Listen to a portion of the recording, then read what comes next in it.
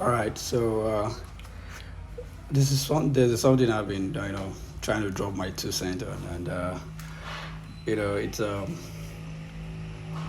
don't know. Well, it's more like an issue. I feel like at some point it could be addressed in two ways, or probably more than one way. But this is more like how I see it. It's this common territorial criticism that comes with a place where you come from. I get there are territorial characteristics that are specific to some certain persons, or for a group of people.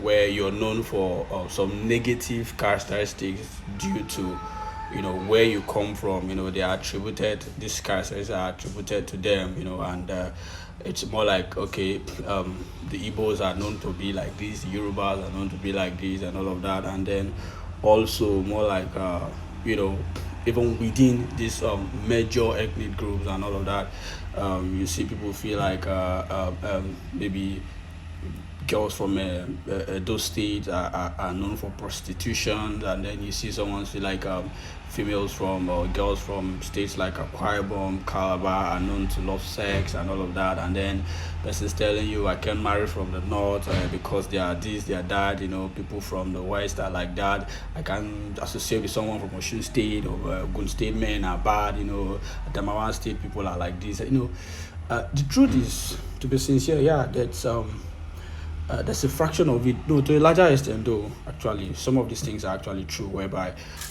some persons, some character traits, or let me use the word, how will I put it now? There are just some territorial characteristics that are actually true for some certain groups and or ethnic groups, or people from a particular region and all of that. And my interests are in the negative aspect of it, which I feel like truth is, yeah, those things could be there. But yes, the blame part or the blame card I don't like, whereby you're generally, um, criticized, or probably you get to face a lot of bad or ill treatment, rejection, and mockery online and even physically by virtue of where you come from. um yes, the thing I feel should be corrected. You came from that place, or you come from that place, doesn't necessarily mean you asked to come from there, or you asked to be born there. Nobody really or literally have the right to choose where they are born or where they come from. So if we all had the right to choose where we'll be born or where you come from, I'm pretty sure a lot of persons wouldn't choose a couple of places, and people will like and I feel like a lot of people, a lot of places will be overpopulated, and a lot of places might literally not get people. So, yeah, you were born from a particular ethnic group, particular tribe, particular state. It's not your fault. It's nobody's fault that you were born or raised in a particular place. You didn't ask to be born in that place. You didn't ask to be raised in that place. So it's not your fault. But yeah, this is my problem. My problem is, yeah, in as much as it's not your fault, yeah, that you were born in a particular place that have some negative characteristics where people get to criticize them for it.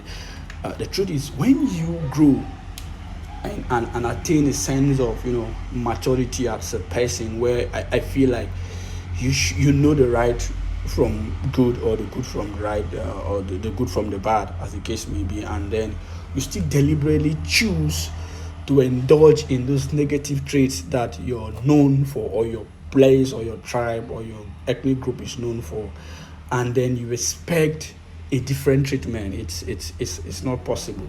It's wrong. So if your people are known for, okay, this ethnic group, they are known for stealing, these people are they chop human being, these people, and then you grew up, these people they like fine woman, these people then the humanizer, these people are prostitute, and then you grew up facing a lot of, especially in this age where the internet is taking over, and then you get a lot of online criticism and people saying stuff like this, and then you find out that you yourself, possibly you grew up in that environment and you saw these things happening, and maybe for one reason or the other you got influenced and you entangled and you saw yourself practicing these things, and then you've come to age and you realize that these things, even though you were initiated into it maybe probably as a teenager, you never knew for your right from your left and all of that, and now you know that this is wrong, and then you still deliberately keep up with it, still doing it, and then coming online to find a way to justify it.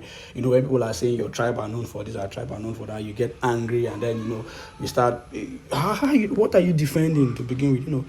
I feel like there's a certain age you get to, this is right from wrong. You let them, I've seen people who be like, okay, I know this tribe are known for this, but I have friends who actually, if you see them, you won't believe they come from here, because there is a certain mentality people have about your tribe, but then you don't portray those characteristics, so people see you to be different. You understand? And so I feel like people need to, don't come and blame people for actually trying to criticize you for being exactly the negativity that has been portrayed about where you come from.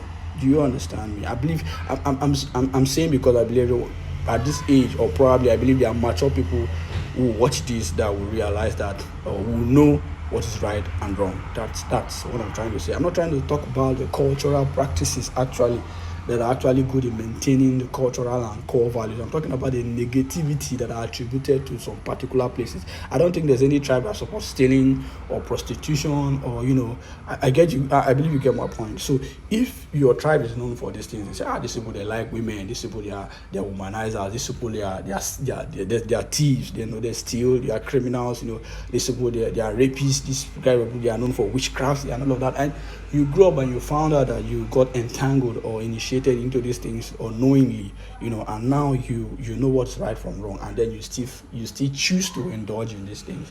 I just feel you're just one of the most stupid people we have. Trust me, and you're practically one of the problems we have. So growing up to a certain age, I just feel like you should know what is right from wrong, and then disease be the different. Do you understand? This thing is more like I won't call it culture. I feel like these were practices that were.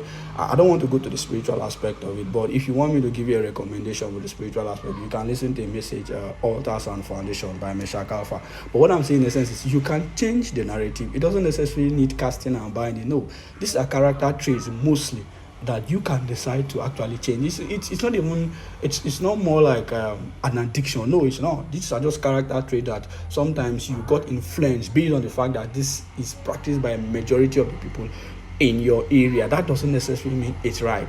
And this thing has been known to be a negative trait attributed to your place, especially when you go out, you want to communicate, and then you hear people saying these things about you, and you just feel like, this thing is getting to me negatively. Then you can change that aspect of it. You don't have to follow them and, portray that negativity, and then tomorrow when you come, you're being criticized, start feeling they are criticizing your people, or you're becoming depressed and all of that. It doesn't make any sense.